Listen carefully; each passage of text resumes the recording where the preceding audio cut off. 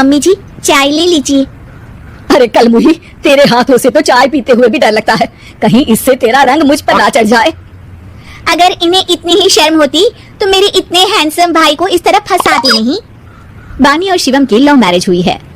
बानी के ससुराल में उसकी ननद और सास हैं, जिन्हें अपने गोरे रंग पर बहुत गुरूर होता है, जिस वजह से वो बानी को सिर्फ उसके सांवले रंग की वजह से नापसंद करती है और हमेशा उसे ताने सुनाती रहती है।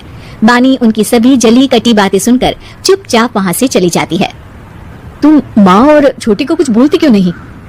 मम्मी जी बड़ी हैं, हर छिटकी ना समझ, इस तरह उन्हें उल्टा जवाब देना सही नहीं। मेरी जिम्मेदारी उनकी सेवा करना है, जो मैं पूरे दिल से हमेशा करती रहूंगी। ऐसा बोलकर बानी रसोई में जाकर रात के खाने की तैयारी करने लगती है। रात को खाना खाते हुए बानी की सास उसे कहती है, कल मैंने अपनी फ्रेंड्स के साथ किटी पार्टी रखी है, समय से सारा खाना बना देना और अपना मनहूस चेहरा लेकर ज्यादा उनके सामने मत आना, समझी? माँ, बानी आप दोनों की कितनी परवाह करती है, फिर भी आप उससे इतना बुरा व्यवहार क्यों करती हैं? अरे एक तो लव मैरिज करके इस कलमुही को हमारे सर पर लाकर बिठा दिया और अब हम इसे कुछ बोल भी नहीं सकते क्या?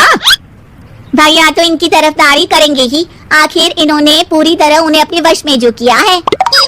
जिसे जो करना है करे, बस कल मेरा सारा काम समय पर हो जाना चाहिए। इस पर सब खाना खाकर सोने चले जाते हैं और अगले दिन बानी जल्दी उठकर सास की किटी पार्टी के लिए तैयारियां शुरू कर देती है, जिस पर पार्टी शुरू होने के बाद सास की सहेलियां कहती हैं, अरे वाह री, तेरी बहू ने तो बड़े स्वादिष्ट समोसे बनाए हैं। हाँ भाई, रंग कैसा भी हो, खाना बनाने में बिल्कुल अन्नपूर्णा है। अरे इसकी भी क्या बात करनी, मेरी बेटी से मिलो, इसकी सुंदरता के आगे तो उर्वशी रंभा भी फेल है। उर्वशी रंभा को तो फेल कर देगी, पर क्या अन्नपूर्णा बन पाएगी?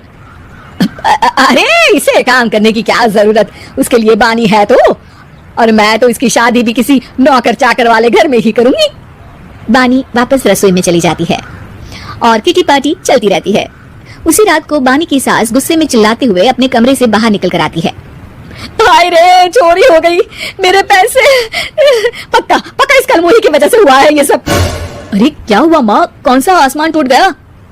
अरे आसमान तो उसी दिन टूट गया था जब तू इस कलमुही से शादी करके इसे घर में ले आया था। खुद तो आई ही, अपने साथ साथ मनहूसियत का काला साया भी मेरे घर ले आई। अरे हुआ क्या माँ? अरे मेरी तिजोरी में रखे पैसे कहीं गायब हो गए, सुबह ही देखा, अरे यही रखे थे। क्या आप मुझ पर चोरी का इल्जाम लगा रही है? अरे काली बिल्ली पर भी क्या कोई मनहूसियत का इल्जाम लगाता है? ऐसा बोलकर बानी की सास वहाँ से चली जाती है, जिसके बाद शिवम और बानी बात करने लगते हैं। देखो, मम्मी की बात का बुरा मत मानना, वो बस परेशान है ना, इसलिए कुछ भी बोल गई। वो परेशान नहीं, मुझसे नफरत की वजह से ऐसा बोलकर गई हैं। उन्हें मैं हमेशा एक आंख नहीं सुहाती। देखो बानी, अगर तुम चाहो तो हम दूसरा घर लेकर वहाँ शिफ्ट कर सकते हैं। आखिर तुमसे प्यार करके तुम्हें अपनी जिम्मेदारी पर इस घर में लेकर आया हूँ, इस तरह टॉर्चर नहीं होने दे सकता। अगर आप साथ हैं तो मुझे किसी चीज की टेंशन नहीं, और आखिर वो हमारी बुजुर्ग हैं, हम उन्हें और छुटकी को इस तरह अकेले छोड़कर कैसे जा सकते हैं? इसके बाद बानी भी अपने कमरे में चली जाती है और अब हर रोज उसकी सास की तिजोरी से पैसे गायब होने लगते हैं। इसी तरह कुछ समय बीत जाता है और वो हर बार हर चीज का इल्जाम बानी पर लगाती है, पर बानी कभी कुछ भी नहीं बोलती। कलमुही नास पीटी, बहू को घर की लक्ष्मी बोलते हैं, ये तो पनौती बनकर आई है, पनौती। एक रात बानी की सास को आधी रात में प्यास लगती है, तो वो पानी पीने रसोई की तरफ जाती है। तभी उसे अपनी बेटी के कमरे में कुछ आवाज सुनाई देती है।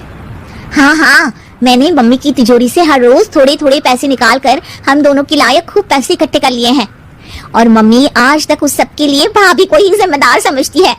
तुम बस जल्दी से आकर मुझे यहाँ से ले जाओ और हम कहीं दूर जाकर शादी कर लेंगे, मम्मी को कुछ पता नहीं चलेगा, सब मुसीबत खत्म। अपनी बेटी की ये सारी बातें सुनकर बानी की सास भौचक्की रह जाती है और अपने कमरे में वापस चली जाती है। जब अगली सुबह बानी सास के कमरे में आती है, मम्मी जी क्या बात है, आज आप कमरे से बाहर ही नहीं आई, आपकी तबीयत तो ठीक है ना? क्या छुटकी कमरे से बाहर आई या तुम उसके कमरे में गई? नहीं नहीं, क्यों, जाना है क्या? मैं अभी चली जाती हूँ। नहीं, कोई कहीं नहीं जाएगा। इस पर वो बानी को साथ लेकर कमरे से बाहर आती है, जहाँ शिवम भी होता है। वहाँ उसकी सास बोलती है, छुटकी मेरी तिजोरी के सारे पैसे लेकर अपनी माँ के बारे में कोई ख्याल करे बिना किसी लड़के के साथ घर छोड़कर चली गई। और बहू, तुमने मुझ जैसी सास की सेवा करने के लिए अपने ही पति के साथ दूसरे घर जाने से मना कर दिया। मैंने हमेशा तुम्हारा रंग देखा अच्छा ही नहीं, जो मेरी सबसे बड़ी गलती है। मुझे माफ कर दे बेटा। और इसके बाद बानी की सास कभी अपनी बहू की तारीफ करते थकी नहीं।